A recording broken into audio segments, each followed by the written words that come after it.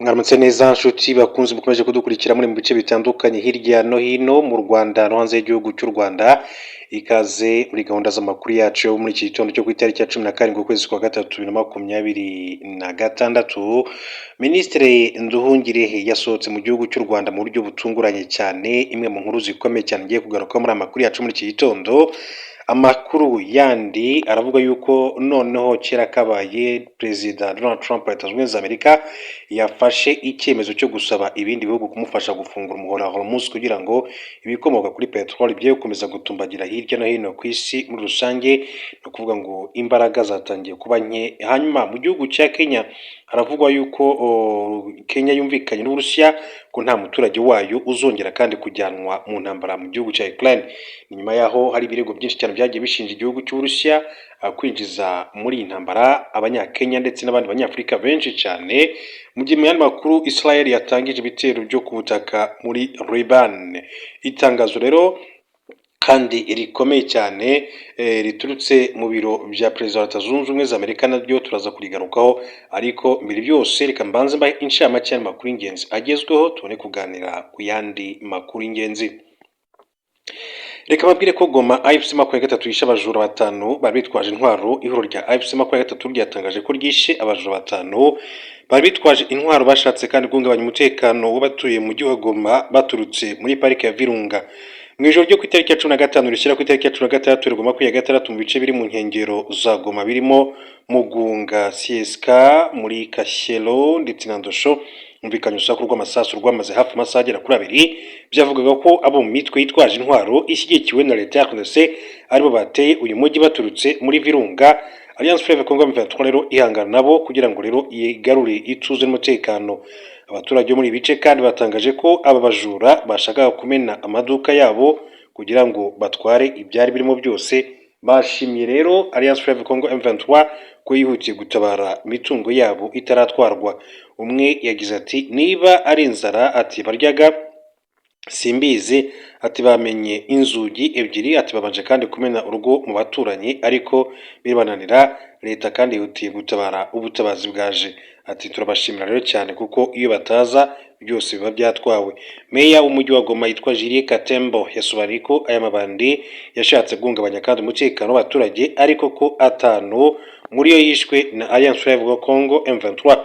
Mu ijoro ry'ejo rishyira uyu munsi amabandi yaturutse kandi muri parike yaje guhungabanya umutekano w'abaturage bacu. Ingabo za mama ku ya gatatu arike zari maso zabashe kandi kwica amabandi agera kuri atanu. Meya Katembo yatangaje ko parike ya Virunga rero irimo abitwaje intwaro bashaka no guhungabanya umutekano w'ibice Alliance Fleuve Congo M23 igenzura, ariko ko iri huriro rero rizabasangayo kugira ngo ribasenyere aho bari. AFC 23 yasabye abaturage kuba maso kugira ngo rero barwanye ubugizi bwa nabi, bakanaha amakuru y'ibishobora kandi kubahungabanyiriza umutekano kugira ngo ibarinde, nk'uko amakuru akomeza kugenda abishimangira muri rusange. Mbere makuru mu buryo bw'ishamake kugira ngo tujye ku nkuru yacu y'ingenzi kuri Ambassadeur Olivier Nduhungirehe, reka mbabwire ko Amerika imaze kurasa ahantu 7,000 muri Iran. Ingabo za Leta Zunze Ubumwe za Amerika zikorera mu burasirazuba bwo hagati CENTCOM zatangaje ko zimaze kurasa ahantu hagera ku 7,000 muri Iran kuva intambara zatangije kuri iki gihugu yatangira. CENTCOM yatangaje ko kuva intambara Amerika kandi Australia byatangije kuri Iran yatangira, ubwato bunini burenga 100 bwa Iran bumaze gusenywa, mu gihe indege zayo za gisirikare zimaze kandi gukora ingendo 6500. Ni ingendo zikorwa n'indege z'intambara nka B1 na B2 stealth bombers n'izindi zoherezwa mu butumwa isaha ku isaha. Mu itangazo CENTCOM kandi yagize iti ingabo za CENTCOM ziri kurasa ku hantu hatandukanye mu guca intege inzego z'umutekano za Iran zibanda ku hantu hateje ibibazo. Nubwo imeze bityo ariko Donald Trump mu kiganiro yagiriye mu biro bye yagaragaje ko atishimiye Minisitiri w'Intebe w'Ubwongereza Castamer wavuze ko igihugu cyabo kitazijandika cyane mu ntambara ya Iran. Bwana Trump yongeye gusaba ibihugu bitandukanye mu gushakira umutekano mu Hormuz ufatwa nk'inkingi mwikorezi mu bijyanye n'ibikomoka kuri peteroli. Inzira kandi ntitekanye kuko Iran igaba ibitero ku bwato bunyuzwamo cyane cyane ubutari ubw'igihugu icy'inshuti yayo. Trump yavuze ko ibihugu byo muri OTAN nibitamufasha ahazaza habyo hari mu kaga. Abajijwe niba intambara izarangira muri iki cyumweru, Trump yagize ati ntabwo mbitekereza ariko ishobora kurangira vuba, ntabwo izafata igihe kirekire. Yavuze ko yagombaga kandi kurasa kuri Iran kugira ngo rero agire uruhare mu kuzanira isi amahoro nyuma y'intambara. Yashimye indege ya B2 bomba yakoresheje mu bitero yagabye kuri Iran mu mwaka ushize, agaragaza ko iyo atabikora ngo ubu Iran iba ifite intwaro kirimbuzi. Ati rero tutabikora tuba twaragize intambara ishingiye ku ntwaro kirimbuzi, intambara ya gatatu y'isi. Israel ikomeje kandi kugaba ibitero simusiga kuri Iran. Wa 16 Werurwe yarashe ku mujyi wa Tehran, Shiraz ndetse na Tabriz icyarimwe. Qatar nayo yatangaje ko yasenye misile zitandukanye zaturutse muri Iran. Biba uko no muri Leta Zunze Ubumwe z'Abarabu, ni umugambi Iran kandi yihaye wo kurasa ku birindiro bya Amerika biri mu bihugu byo mu burasirazuba bwo hagati byose. Mu yandi makuru mu buryo bw'incamake, reka mbabwire ko Israel yatangije ibitero byo ku butaka muri Liban. Igisirikare cya Israel IDF cyatangaje ko ingabo zacyo zatangije ibitero byo ku butaka mu majyepfo ya Liban mu buryo bwo guhashya umutwe wa Hezbollah. Ibi bitero byagabwe ku wa 16 Werurwe 2026, bivuga ko bigamije kandi gushakira umutekano wuzuye aho mu majyaruguru ya Israel. Mu butumwa IDF yanyujije kandi kuri X yagize iti ibitero byo guhashya Hezbollah cyane cyane ibirindiro by'ingenzi byayo biri mu murongo wo gushyira imbaraga mu bikorwa by'ubwirinzi, harimo gusenya ibikorwa remezo by'iterabwoba no kwica byihebe bikorera muri iki gice. IDF yavuze ko mbere y'ibitero byo ku butaka yabanje kandi gukoresha imbunda ziremereye ndetse n'ibitero byo mu kirere mu kurasa ku bice by'ingenzi bya Hezbollah, hagamijwe kandi gukuraho imbogamizi zose zihari. Israel yegabye ibitero byinshi cyane kuri Liban mu minsi ishize, isubiza ibindi uyu mutwe wayigabyeho ukorera Khamenei wabaye umuyobozi w'ikirenga wa Iran wishwe na Israel. Bikekwa ko abasivili 800 bamaze kugwa muri ibi bitero bya Israel. Minisiteri y'ubuzima muri Liban igaragaza ko abaganga bagera kuri 31 bamaze kandi kubigwamo, mu gihe abandi bakomeretse mu buryo bukomeye cyane nk'uko amakuru akomeza kugenda abishimangira. Ikaze muri amakuru ku buryo burambuye, reka duhere kuri Ambassadeur Olivier Nduhungirehe, akaba ari Ministre w'ububanyi n'amahanga w'igihugu cy'u Rwanda. Ko nabivuze hejuru mu ncamake, yasohotse mu gihugu agiye mu butumwa bukomeye cyane bw'akazi. Nk'uko nkunze kubabwira, ni ibihe turimo bitoroshye, isi yugarijwe n'intambara, yugarijwe n'ibitero bikomeye cyane yaba no mu buryo bwa diplomasi, ariko u Rwanda narwo rufite diplomasi yo ku rwego hejuru. Ndetse uyu niwe rero umukuru wa diplomasi y'u Rwanda, akaba ari na Minisitiri w'ububanyi n'amahanga, akaba rero yarari mu butumwa bw'akazi bukomeye, aho yashyikirije Perezida wa Djibouti ubutumwa bwa Perezida Paul Kagame. Minisitiri w'ububanyi n'amahanga Ambassadeur Olivier Nduhungirehe wari intumwa yihariye ya Perezida Paul Kagame, yakiriwe na Perezida wa Djibouti Ismail Omar Guelleh, amushyikiriza ubutumwa bwihariye bwa mugenzi w'u Rwanda Paul Kagame. Baragiranye ibiganiro ku bijyanye na kandidatire ya Louise Mushikiwabo wongeye gutangwa n'u Rwanda ku mwanya w'umunyamabanga mukuru w'umuryango w'ibihugu bikoresha igifaransa, Organisation Internationale de la Francophonie OIF. Mbere yo guhura na Perezida Ismail Omar Guelleh, Ambassadeur Nduhungirehe yakiriwe na mugenzi we muri Djibouti Abdulkader Hussein Omar, baganira ku mubano w'ibihugu byombi. Manda ya kabiri ya Mushikiwabo kandi yatangiye mu Gushyingo 2022, akaba agiye kandi guhatanira manda ya gatatu. Mu gihe aramuka atowe, Madame Louise Mushikiwabo ashobora kandi gukuraho agahigo ka Abdou Diouf muri Senegal wabaye umunyamabanga mukuru wa Organisation Internationale de la Francophonie kuva muri 2023 kugeza na 2014.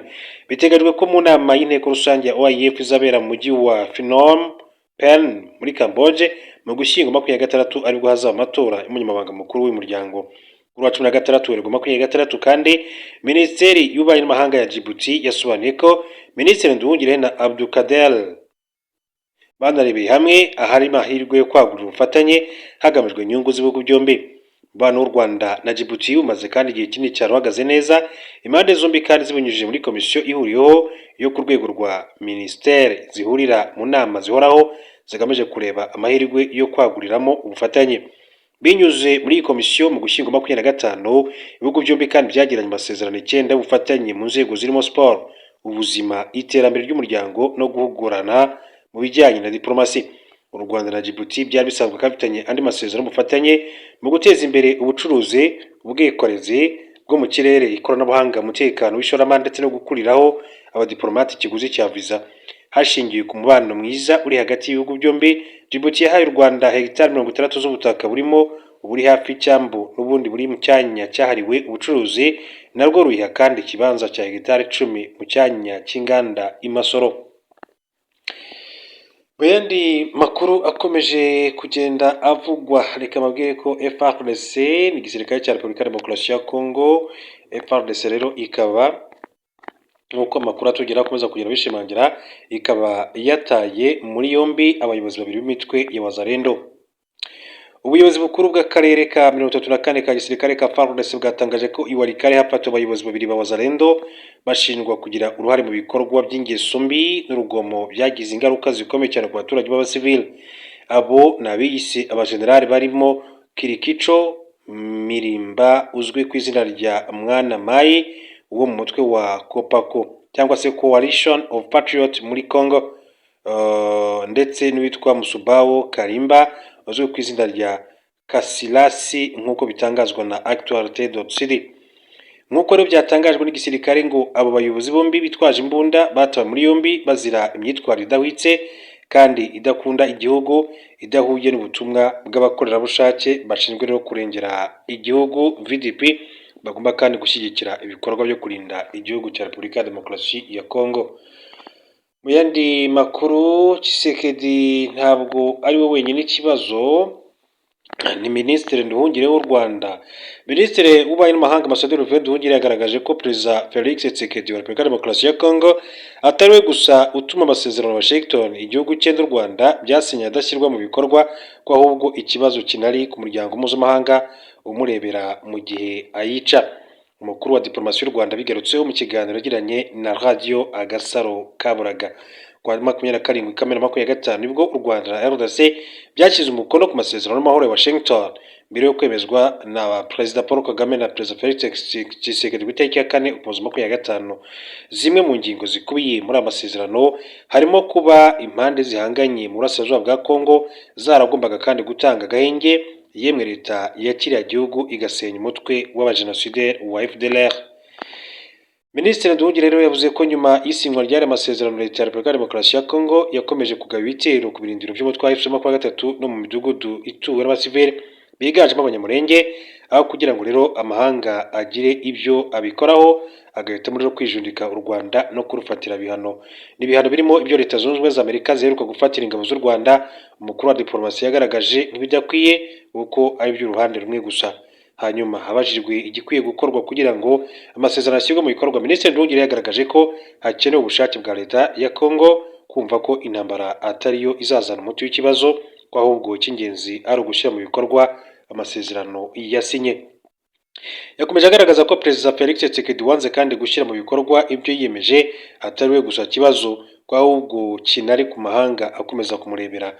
Ati hari nanone kandi ubushake bwa politike bw'umuryango mpuzamahanga, kuko ikibazo ntabwo ari leta ya Congo gusa, ikibazo ntabwo ari Tshisekedi gusa, ahubwo ikibazo kiri no ku muryango mpuzamahanga ureberera ukanakorera, ukareka Perezida Felix Tshisekedi agakomeza kubangamira aka gahenge n'aya mahoro akoresheje ibisasu kandi bose babizi. Ati babireba bakabyemera, hanyuma rero umutwe wa M23 wasubiza, akaba aribwo rero umuryango mpuzamahanga ukanguka unakenga M23 n'u Rwanda.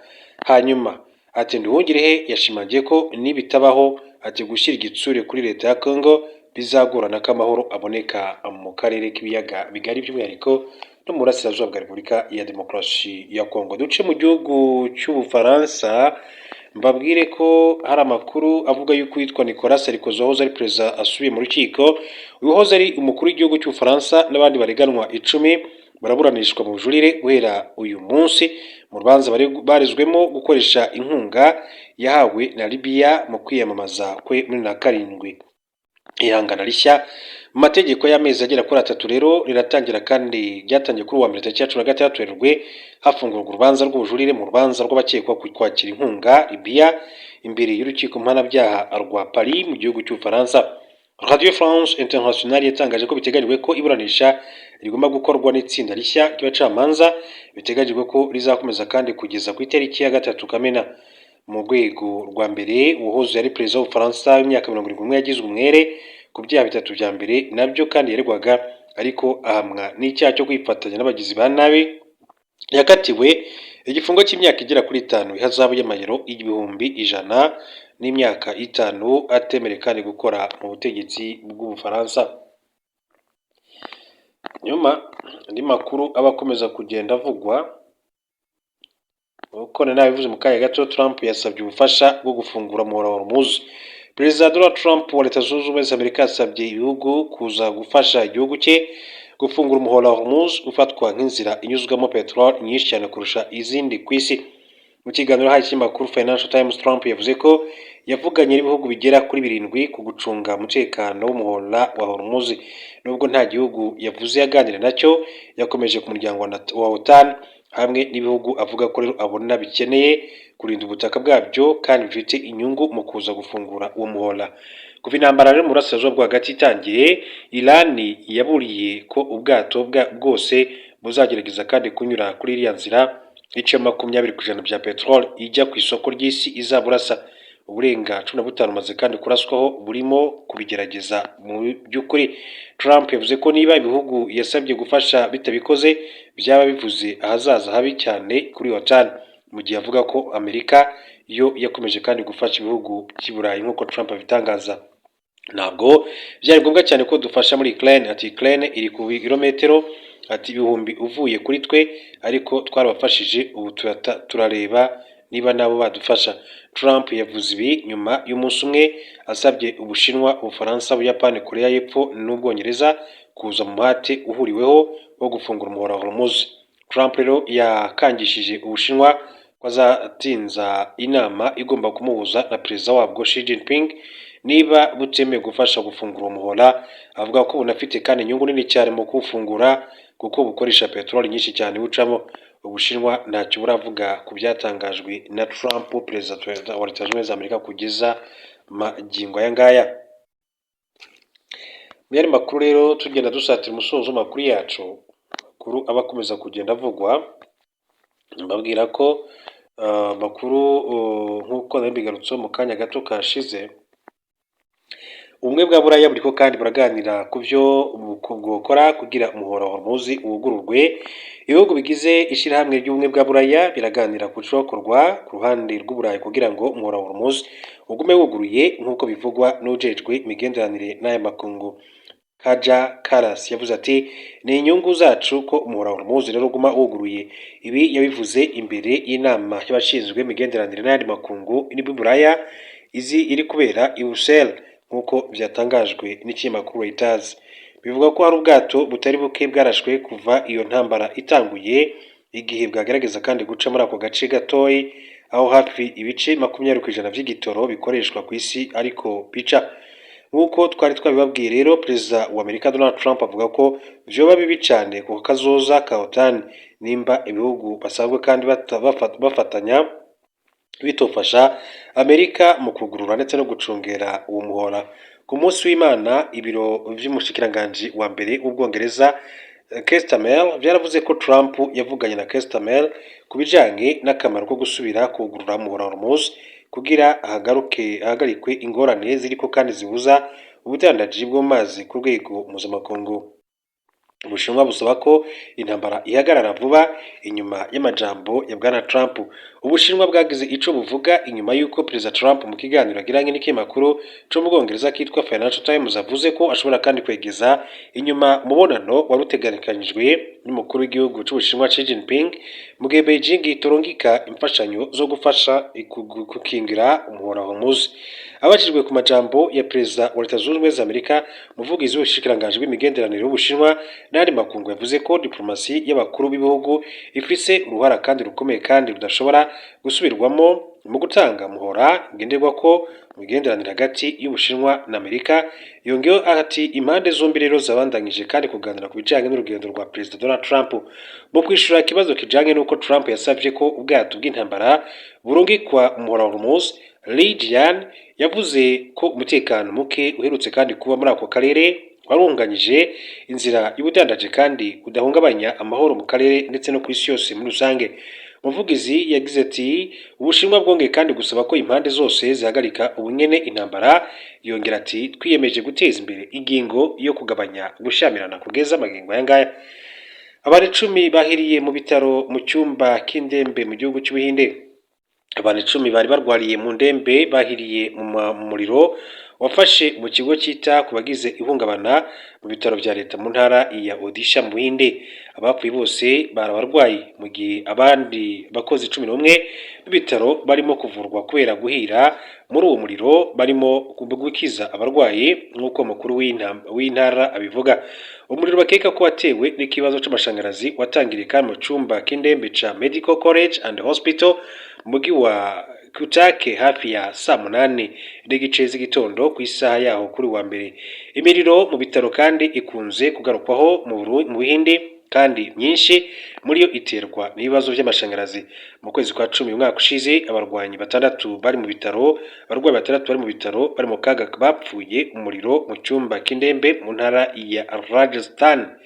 Muri 2024 umuriro mu cyumba cy'abana bavuka bafite ibibazo by'ubuzima mu kigo cy'ubuvuzi mu mujyi wa Jhansi wo mu majyaruguru wahitanye byibura abana 10 bavukaga. Umuriro wadutse ku bitaro mu cyera bwo kuri wa mbere. Abategetsi bavuze ko abacibwe kuzimya umuriro rero n'abakozi bo kwa muganga bagerageje kandi gutabara bakarokora bamwe mu barwayi. Leta y'intara yamenyesheje ko hazatangwa indishyi ku miryango y'abapfuye. Kubera rero kurekura ububiko bw'ibitoro bitagabanyije ibiciro, kurekura urugero rwinshi cyane rw'ububiko bw'ibitoro ntikwashoboye rero kugabanya cyane ibiciro by'igitoro, ahubwo ibiciro biriko rero biriyongera mu gihe kandi ubudandaji bw'ibitoro muri Aziya bwinjiye mu gice cya nyuma c'umunsi. Igitoro kidandazwa muri Leta Zunze Ubumwe za Amerika kigeze ku madolari 98.97 ku kagunguru, mu gihe igitoro citwa Brent kigeze ku madolari 104.33 ku kagunguru. Ibyo byose rero vyiyongereye hafi ku rugero rw'igice kimwe kwijana. Ibiciro kandi byaraduze kwa kane uheze inyuma yaho ibihugu bigize ikigo mpuzamakungu kigejwe ibitoro ku isi vyemereye mugambi wo kurekura urugero rwinshi cyane rw'ububiko bw'igitoro. Uwo mugambi ni umuti w'igihe gito gusa kandi ingaruka zawo ku masoko zishobora kandi kuba nke cyane mu gihe ingorane za politike n'intambara zibandanya, uko vyavuzwe na Martin May wo mu kigo Singapore Institute of Technology. Yavuze kandi ko amasoko yamaze kandi gushiramwo mu vyiyumviro vyayo ingorane yuko iyo ntambara kandi ishobora kumara igihe kirekire, bigashobora kandi guhungabanya umusaruro no gutwara ibitoro biva mu buseruko bwo hagati. Ibitero muri ako karere kandi biracabandanya mu gihe umunyamabanga wa Amerika ajejwe iby'amasoko ntanganguvu witwa Chris Wright yerekanye ko iyo ntambara kandi ishobora kumara izindi ndwi zitari nke. Gutwara igitoro biva mu kigobe c'abarabu byarahagaze hafi byose inyuma yuko Iran bandangije gutera ubwoba ubwato bwose bugerageza guca mu muhora wa Hormuz ukoreshwa cyane mu gutwara igitoro. Reka rero mbashimire cyane kandi bifuriza gukomeza kugira igitondo kiza n'umunsi mwiza. Turaza gusubira mu makuru masaha